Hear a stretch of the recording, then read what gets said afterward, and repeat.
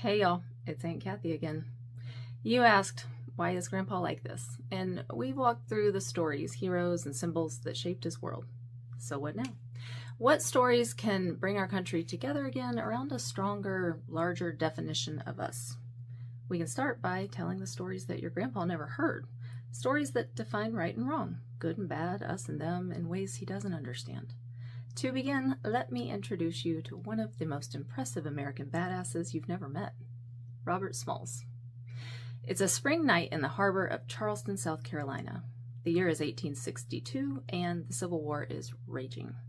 Confederates hold Fort Sumter and all the coastal artillery batteries in the harbor, while far offshore, the Union Navy maintains a blockade.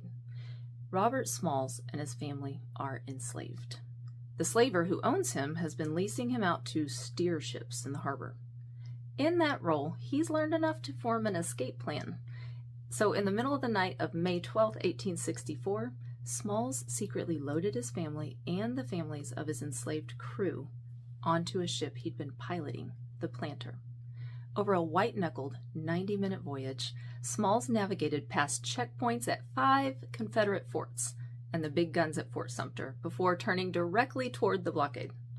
Under a white flag made from a bedsheet, he surrendered the boat to a startled Union captain. Union sailors were stunned at Smalls' accomplishment, but they were even more impressed by what he could do for them.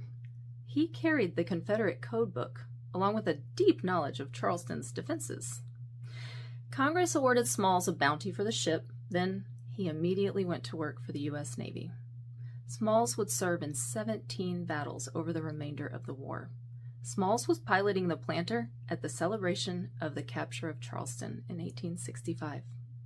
When the war ended, Smalls was only 26 years old.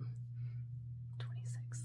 After his discharge from the military, he purchased the home that had belonged to his slaver. There, over the next 9 months, he learned to read and write. He launched a successful business, and he helped build a railroad.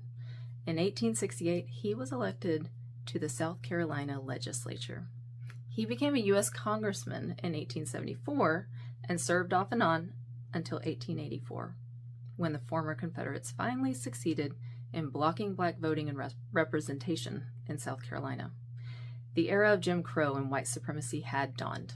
Despite hardships and discrimination, Smalls lived a long, prosperous life, passing away at 76. Robert Smalls fought for his family, his freedom, and for the dream of America. He never lost his belief in that dream, though his country turned its back on him.